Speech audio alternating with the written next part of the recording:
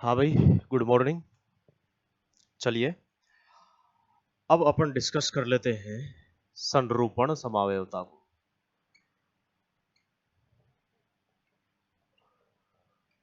संरूपण समावयवता या conformation isomerism. अब सुनते जाओ पहले, फिर इसको लिख भी लेंगे। देखो, ज्योमेट्रिकल आइसोमेरिज्म अपन ने पढ़ी थी, उसमें अपन ने क्या देखा था? एल्कीन डबल बॉन्ड, ठीक है, या फिर मोनोचक्रीय यौगिक, या फिर देखे थे हमने संयुग्मित वलय अटैच्ड रिंग्स, या फिर रिंग उसके बाद में डबल बॉन्ड, फिर रिंग यूं एकांतर क्रम में अल्टरनेट ऑर्डर में। ये सब कुछ अपन ने देखा था। यहां से आप कंपाउंड्स की पहचान अगर निकालोगे, यौगिक को पहचानना सीखोगे, तो आप देखोगे कि ज्यामितीय समावयवता में जितने भी यौगिक थे, ज्योमेट्रिकल आइसोमेरिज्म में जितने भी कंपाउंड थे, वो सब रेस्ट्रिक्टेड रोटेशन पर थे। यानी कि उनमें जो कार्बन कार्बन बंध है वो घूर्णित नहीं हो रहा था, रोटेटेड नहीं हो रहा था। जबकि संरूपण समावयवता में क्या होता है भाई? कार्बन और कार्बन के बीच में सिंगल बॉन्ड पाया जाता है, और इस वजह से वो सिंगल बॉन्ड जो है वो घूर्णन करता है, रोटेशन करता है, और उससे अपने को नए नए कन्फर्मेशन या संरूपण प्राप्त होते हैं। तो क्या लिखेंगे इसमें? आप लिखेंगे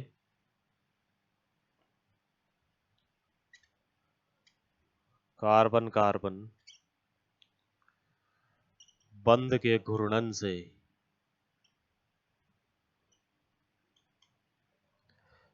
कार्बन कार्बन एकल बंध के घूर्णन से समावयवियों के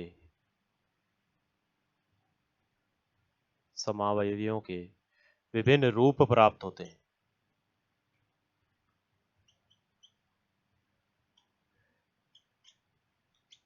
विभिन्न रूप प्राप्त होते हैं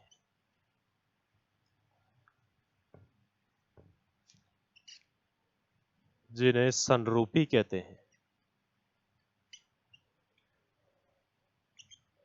संरूपी कहते हैं। और यह समावयवता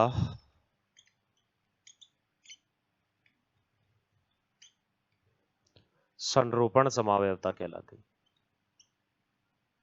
संरूपण समावयवता कहलाती है।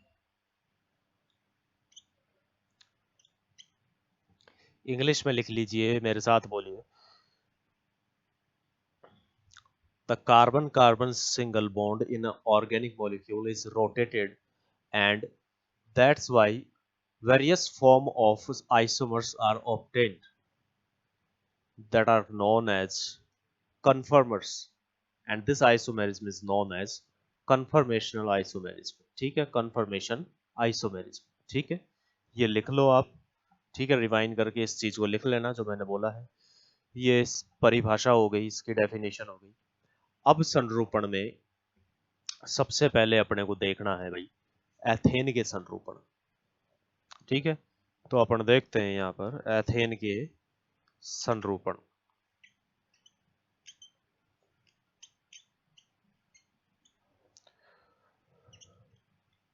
Conformation of ethane. एथेन के संरूपण तो क्या होंगे भाई? एथेन के संरूपण देखिए, यहाँ दो प्रकार के संरूपण पाए जाते हैं इसमें। एक तो होता है ग्रसित, या मैं कह दूं एक्लिप्स्ड। एक होता है इसमें सांद्रित, या इसका नाम अपन कह सकते हैं स्टैगर्ड। ठीक है भाई, अब लिखो भाई इसको, फिर अपन इनको देखेंगे कि ये होते क्या है। लिख लीजिए।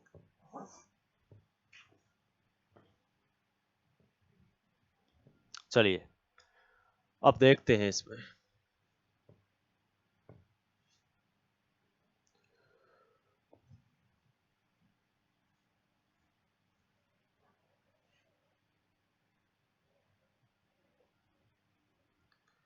ग्रसित संरूपण क्या होते हैं?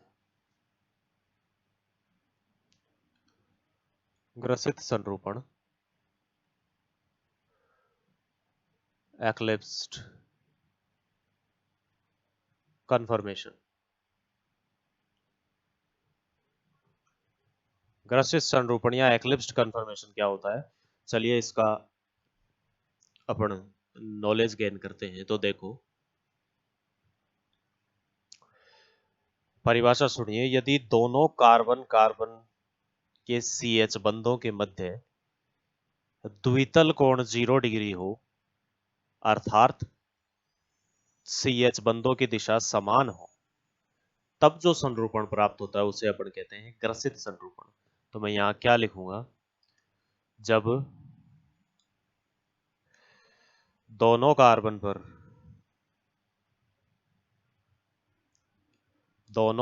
पर CH बंधों की दिशा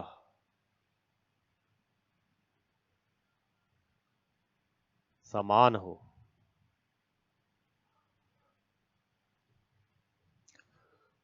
तथा इनके बीच द्वितल कोण 0 डिग्री हो,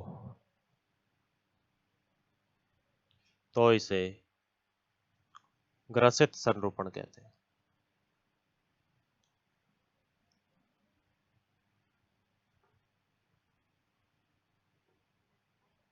ग्रसित संरूपण कहते हैं। देखो, अब इसको इंग्लिश में बोल देता हूं। When CH bonds on both carbon atoms have same direction and their dihedral angle is about 0 degree, then that isomer is known as eclipsed conformation। अब इसका डायग्राम कैसे बनेगा? देखो, एथेन का में बनाना है अपने को। ये लो, ये carbon carbon, hydrogen hydrogen hydrogen. अब देख सकते हो, ये CH बॉन्ड अपसाइड डायरेक्शन में है, तो इसके सामने वाला भी उसी डायरेक्शन में है। ये इस तरफ जा रहा है तो ये भी इसी तरफ आ रहा है, और ये इस तरफ जा रहा है तो ये भी इसी तरफ आ रहा है। तो सारे CH बंधों की डायरेक्शन जो है रेस्पेक्टिवली सापेक्षता से क्या है? समान है। ठीक है। और इन दोनों के बीच का एंगल देखोगे डाइहेड्रल, तो इसको एक बार इधर ले आओ। ट्रिक है ये देखने की, दोनों को एकदम नजदीक करके ले आओ। अब देखो, इनके बीच का एंगल क्या है? 0 डिग्री है, क्योंकि एक दूसरे के पैरेलल है भाई, ये समांतर। तो यहाँ डाइहेड्रल एंगल भी कितना हो जाएगा? 0 डिग्री हो जाएगा। ठीक है। तो ये हो गया ग्रसित संरूपण। इसकी ऊर्जा अत्यधिक होती है, या मैं कह दूं सबसे अधिक होती है। इसकी ऊर्जा सबसे अधिक होती है,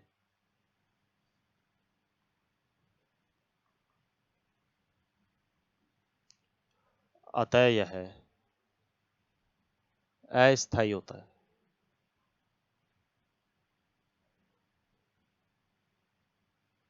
अतः यह अस्थायी होता है भाई।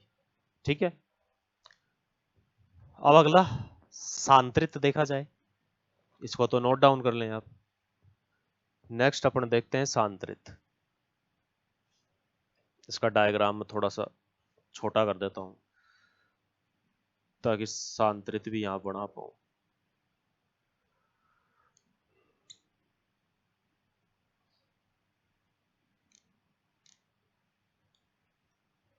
ये है एक्लिप्स्ड। ठीक है। अब यहां लिख देता हूं सांतरित। सांतरित संरूपण, staggered conformation.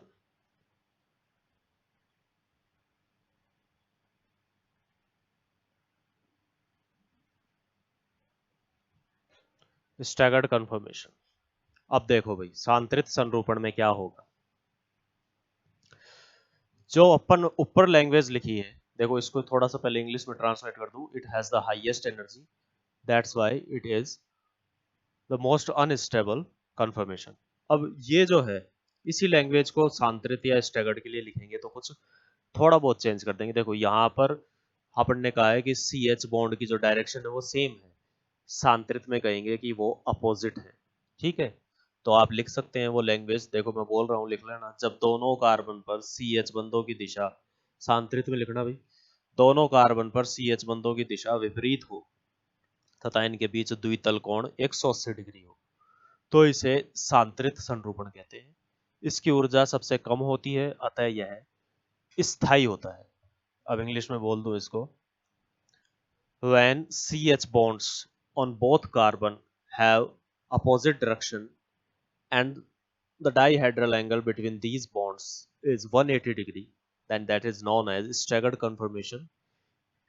It has the lowest energy, so as a result it will be most stable conformation. ठीक है, ये बात आप रिवाइंड करके देख लेना और इसको लिख लेना। तो अब देखिए सांतरित संरूपण का डायग्राम बना लेते हैं।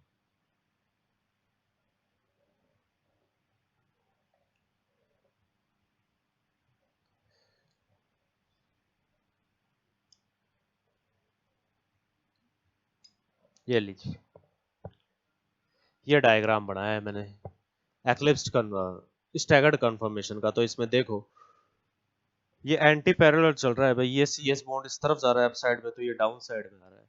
अगर इन दोनों के बीच का एंगल देखोगे, ये C H bond down side और वो अप साइड, बीच में इनके द्वितल या डाइहेड्रल एंगल 180 डिग्री का बन रहा है। ठीक है, तो ये हो गए एथेन के संरूपण।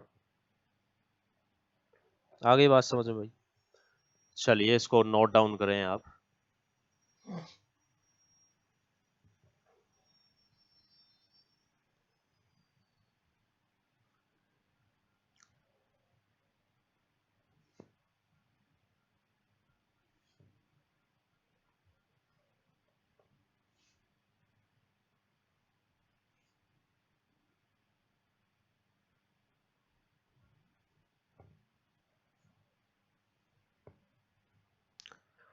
अब अगला है ब्यूटेन के संरूपण।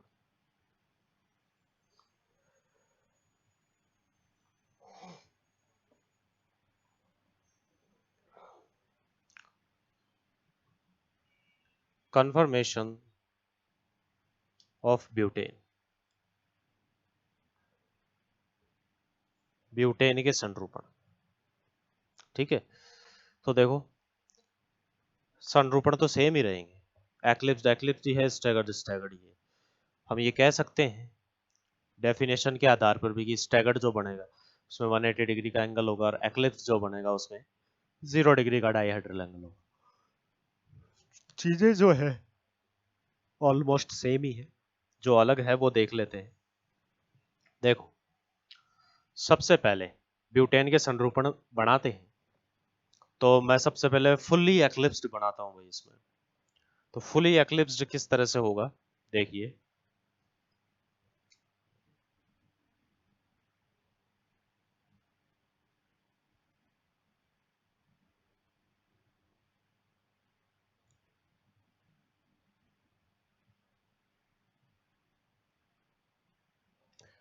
ये है आपका फुली एक्लिप्स्ड, समझ रहे हो?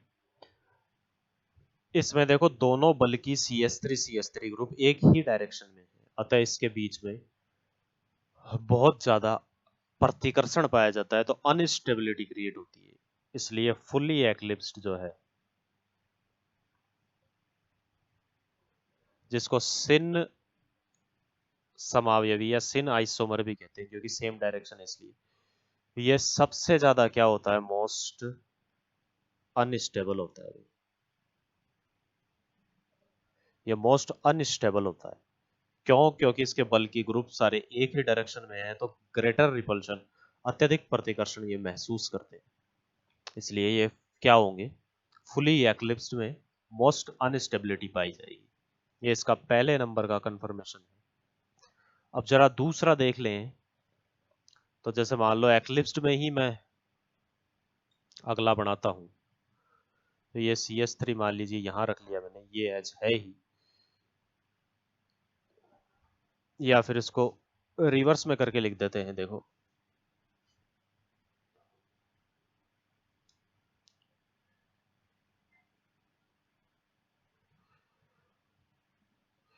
ये CH3 है भाई, ठीक है। और यहाँ H हो और यहाँ CH3 हो, यहाँ H हो। अब भी ये है तो एक्लिप्स्ड ही, लेकिन CH3 के समान दिशा में हाइड्रोजन CH बॉन्ड उपस्थित है। इधर वाला CH3 इस तरफ चला गया है, मतलब कि कहने का मतलब थोड़ा बहुत रिपल्शन इसमें घट जाएगा।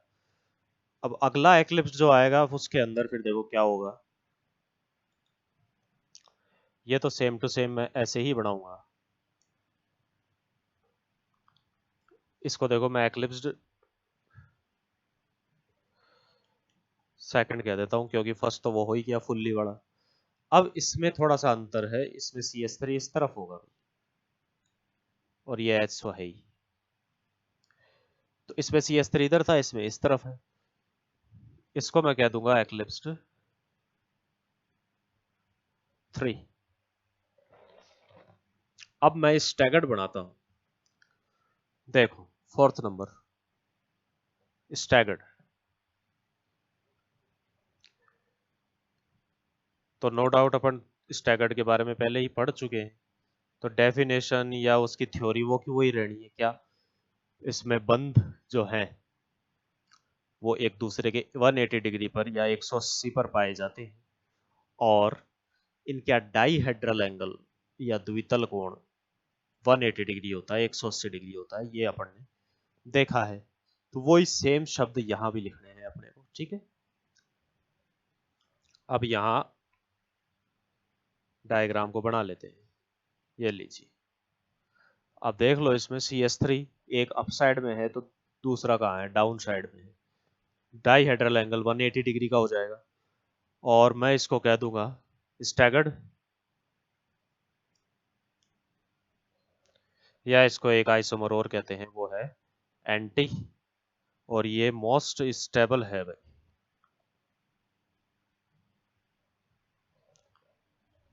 मोस्ट स्टेबल है, ठीक है। चलिए अब पांचवें नंबर पर क्या आना है भाई। पांचवें नंबर पर फिर आप यहां पर स्क्यू कन्फर्मेशन, ये एक नया है जो एथेन में नहीं था, ब्यूटेन में आया है, तो वो देखिए आप।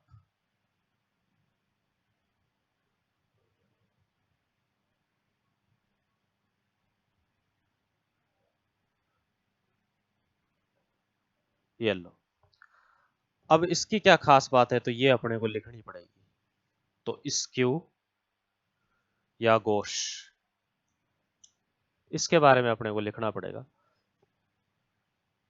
ठीक है। तो देखो क्या होता है ये, द डाईहेड्रल एंगल, इसके अंदर जो पाया जाएगा इज बिटवीन 0 एंड 180 डिग्री। एक तो ये बात हो गई इसकी विशेषता कि इसका डाईहेड्रल एंगल ना तो 0 है ना 180 है, बल्कि उसके बीच में मध्य में है, ठीक है। तो ये बात हुई इसकी।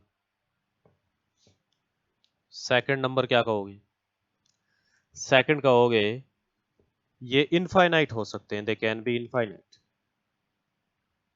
अनंत हो सकते हैं भाई, ये अनंत हो सकते हैं। इनका द्वितल कोण 0 से 180 डिग्री है, और ये अनंत हो सकते हैं। क्यों? क्योंकि 0 से 180 डिग्री के बीच में बहुत सारे एंगल हो सकते हैं। हर पॉइंट बदलता है तो एंगल बदलता है। 0.1 कहोगे तो वो भी एक एंगल है, 0.2 कहोगे तो वो भी एक एंगल ही है। तो इस प्रकार से इनफाइनाइट स्क्यू बन सकते हैं, ठीक है।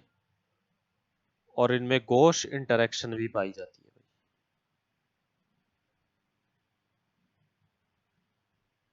जिसकी एनर्जी है 5.6 किलो जूल। ये गॉस इंटरेक्शन क्या करती है, इन बल्कि ग्रुप्स के मध्य थोड़ा बहुत प्रतिकर्षण करती है, जिससे इसकी ऊर्जा जो है स्टैगर्ड से ज्यादा हो जाती है। तो ये बातें थी किसके लिए, गॉस के लिए, स्क्यू के लिए। अब जो छठवां नंबर का स्क्यू या छठवां नंबर का जो कंफर्मेशन होगा वो भी स्क्यू ही होगा, बस याद रखना उसमें CH3 इस तरफ आ जाएगा और हाइड्रोजन इस तरफ आ जाएगा, बाकी और कुछ भी बदलने की जरूरत नहीं है। तो ये लिख लो एक बार, फिर इनके ऊर्जा का ऑर्डर देख लेते हैं। चलिए देखते हैं।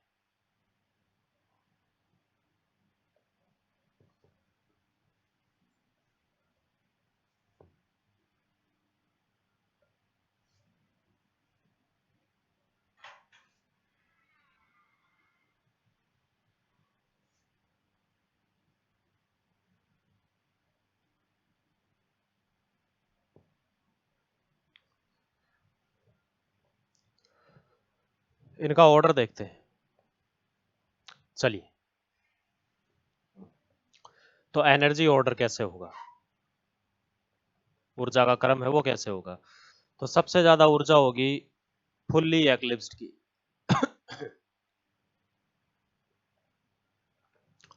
इसमें प्रतिकर्षण सबसे ज्यादा है, इसकी ऊर्जा सबसे ज्यादा है। फुल्ली एक्लिप्स्ड के पश्चात जो होगा उसमें एक्लिप्स्ड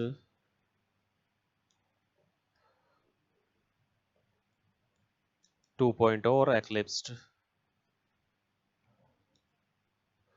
3.0, इनकी एनर्जी जो है क्या होगी, बराबर होगी।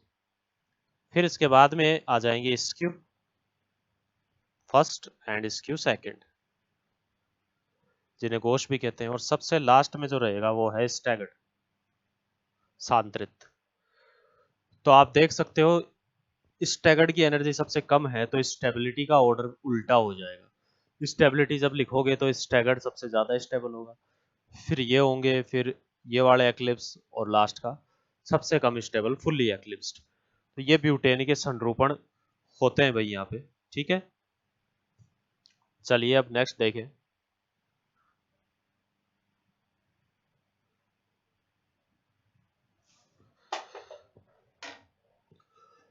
इसको नोट डाउन कर लो भाई।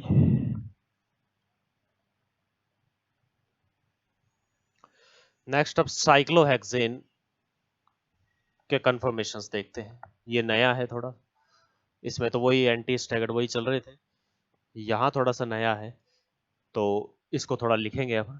तो साइक्लोहेक्सेन के संरूपण,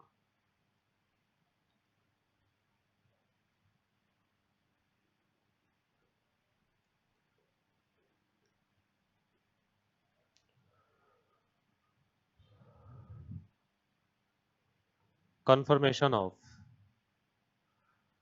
साइक्लोहेक्सेन, साइक्लोहेक्सेन के संरूपण। तो देखो साइक्लोहेक्सेन में सबसे पहला जो संरूपण पाया जाता है कन्फर्मेशन, वो होता है चेयर, ठीक है। डायग्राम देखो इसका, ये लो, ये चेयर है। अब इसकी खास बातें क्या क्या है, ये सबसे ज्यादा स्टेबल है, मोस्ट स्टेबल है, सबसे ज्यादा स्टेबल है। इस वजह से इसके अंदर कोई त्रिविमीय बाधा या स्टेरिक हिंड्रेंस भी नहीं है, जिसे अपन यहाँ पर टॉर्जनल स्ट्रेंथ से बोलेंगे। तो कोई भी इसके अंदर मरोड़ी विकृति या टॉर्जनल स्ट्रेन नॉट फाउंड, नहीं पाई जाती, इसलिए स्टेबल है भाई। अब ये स्टेबल है तो इसकी एनर्जी सबसे लोएस्ट होगी, सबसे कम होगी भाई, तो लोएस्ट एनर्जी, ठीक है।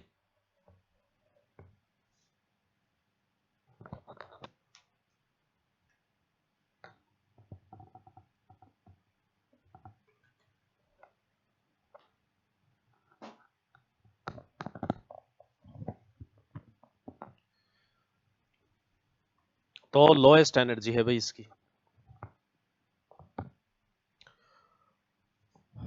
और इसमें टू टाइप्स ऑफ बॉन्ड पाए जाते हैं, two types of bond are found, दो तरीके के बॉन्ड इसमें पाए जाते हैं। देखिए कौन कौन से। इसको बोलूंगा मैं एच से, ये होगा एच ई, ये है एच ई, एच ई, ये एच ए,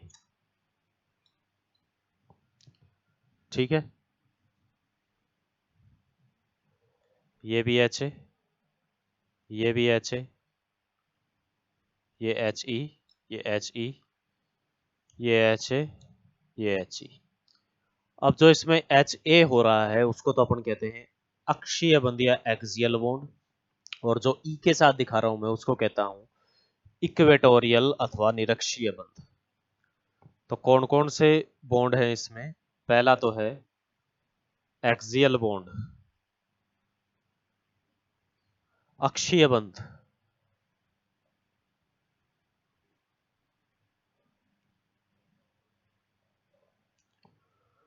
और सेकंड है इसमें निरक्षीय बंध।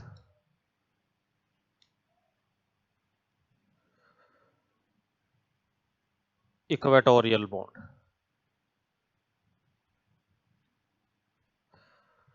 अब क्या खास बात है इनकी? अक्षीय बंध जो होता है वो अक्ष के समांतर पाया जाता है। देखो, अब यहाँ मैं Y axis, Z axis, X axis ये सब बनाता हूँ, तो ये ए जो है वाई एक्सिस पर आ जाएगा आराम से, तो उसके क्या होगा? समांतर होगा। तो ये क्या होता है?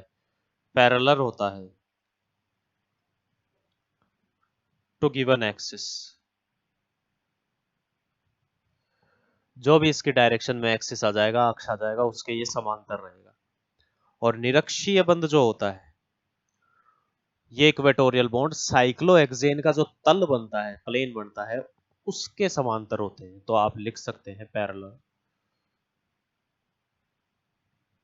To the plane of compound, या फिर डायरेक्ट भी to the plane, parallel to the plane, तल के समांतर होता है ये इक्वेटोरियल। देखो ये है ना, ये इस तरफ जा रहा है तो ये तल भी देखो इस तरफ ही जा रहा है, तो दोनों एक दूसरे के क्या है? पैरेलल है। ठीक है, आ रही है बात समझ में? पैरेलल हो जाते हैं ये तल के। ये बात हो गई किसकी? कुर्सी की। इसकी एनर्जी जो होगी वो 0 किलो कैलोरी होगी भाई, 0 के बराबर होगा इसकी एनर्जी। ठीक है, चलिए नोट डाउन कर लें इसको।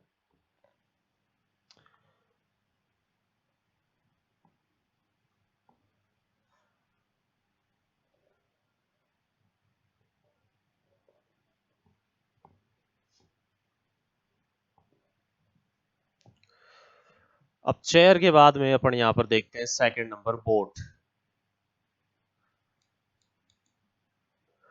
बोट की डिजाइन बनाए, तो ये बोट है भाई। ये बोट कंफर्मेशन वैसे तो स्टेबल ही था, लेकिन बस एक दिक्कत आ गई इसमें। पहले और चौथे नंबर कार्बन पर जो हाइड्रोजन है वो एक दूसरे के यूं बिल्कुल एंटी पोजीशन पर आ जाते हैं, और एक दूसरे को भयंकर रिपल करते हैं, प्रतिकर्षित करते हैं एक दूसरे को। और ये प्रतिकर्षण कहलाता है यहाँ पर फ्लैग पोल अंतरक्रिया, या फ्लैग पोल इंटरेक्शन। फिर आप लिखोगे कि due to flagpole interaction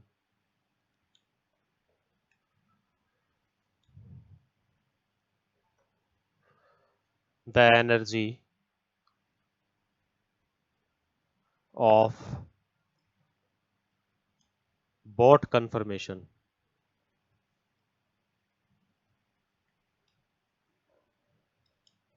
increases.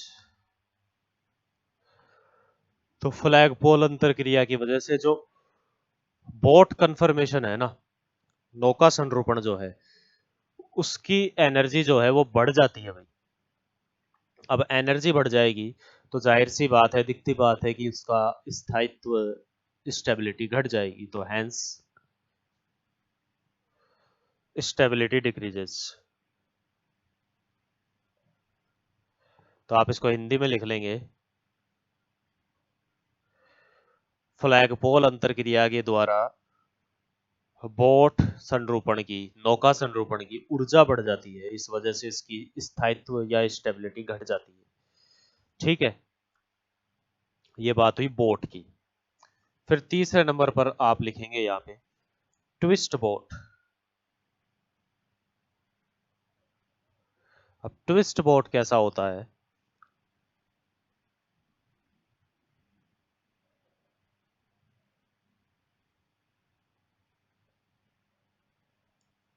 इस प्रकार का सा होता है। तो ये जो है ट्विस्ट हो गया, तो इसके ग्रुप एक दूसरे से थोड़े से दूर हो गए, तो इस वजह से इसमें थोड़ा एंगल स्ट्रेन भी कम हुआ और थोड़ा टॉर्जनल स्ट्रेन भी कम हुआ। तो ये रिलेटिवली इस बोर्ड के कंपैरिजन में क्या है, मोर स्टेबल है। तो मैंने क्या कहा, इसमें जो विकृतियां थी, स्ट्रेन थी, वो थोड़ी कम हुई है बोट के कंपैरिजन में, क्योंकि बोट में तो ये ग्रुप एक दूसरे के बिल्कुल पास में थे, यहाँ दूर हो गए हैं। तो ये अपेक्षाकृत थोड़ा ज्यादा स्थायी हो गया है, इसकी ऊर्जा कम हो गई है। ये ट्विस्ट बोट के बारे में है। फिर चौथा, हाफ चेयर। तो ये सबसे अस्थायी रूप है, इसकी विकृति जो है सबसे ज्यादा होती है, स्ट्रेन इसमें हाईएस्ट है। सो मोस्ट अनस्टेबल, इसलिए ये सबसे ज्यादा अस्थायी है भाई। इसकी स्ट्रेन बहुत ज्यादा हो जाती है, विकृति बहुत ज्यादा आ जाती है इसमें, तो ये सबसे ज्यादा अस्थायी है, ये बढ़ता इस तरीके से है भाई।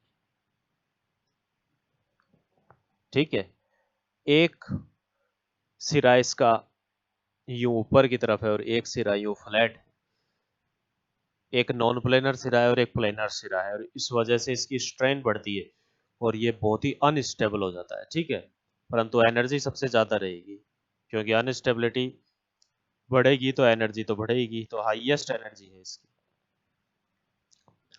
अब इन सबको मर्ज करके एक एनर्जी का ऑर्डर बनाएं, लिख दें यहाँ पर एनर्जी ऑर्डर। तो देखिए जरा, सबसे ज्यादा एनर्जी होगी हाफ चेयर की, फिर आएगा इसके बाद में बोट, फिर आएगा ट्विस्ट बोट, और सबसे लास्ट में आएगा चेयर। चेयर सबसे स्थायी है, इसलिए इसकी एनर्जी सबसे कम है। तो स्टेबिलिटी ऑर्डर फिर क्या होगा, इसका जस्ट उल्टा हो जाएगा।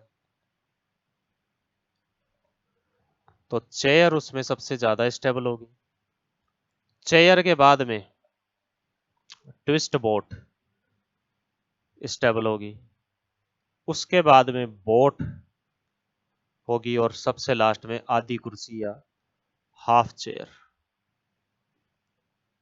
तो इस प्रकार का सा मामला है साइक्लोहेक्सेन के संरूपणों का। तो ये आपको नोट डाउन करना है भाई, नोट डाउन कर लें इसको आराम से। तो ये कुल मिलाकर के अपना क्या है, आज की क्लास का मैटर पूरा होता है। कल की क्लास में अपन इसी संरूपण को आगे बढ़ाएंगे, साइक्लोहेक्सेन के जो सब्स्टिट्यूटेड साइक्लोहेक्सेन बनते हैं, प्रतिस्थापित साइक्लोहेक्सेन बनते हैं, उनको डिस्कस करेंगे, और विभिन्न जो प्रोजेक्शन फॉर्मूला है, प्रक्षेपण सूत्र है, उनके बारे में डिस्कशन करेंगे। जैसे कि अभी एथेन और ब्यूटेन में मैंने ऐसे दो डायग्राम बनाए थे, एक तो ये और एक ये, इस प्रकार के दो डायग्राम बनाए थे, तो इनके बारे में पढ़ना है, ये चीजें क्या है। ठीक है, तो कल की क्लास में हम उसे देखेंगे। इसको अच्छी तरह नोट डाउन करें। तब तक के लिए आप लोगों को धन्यवाद।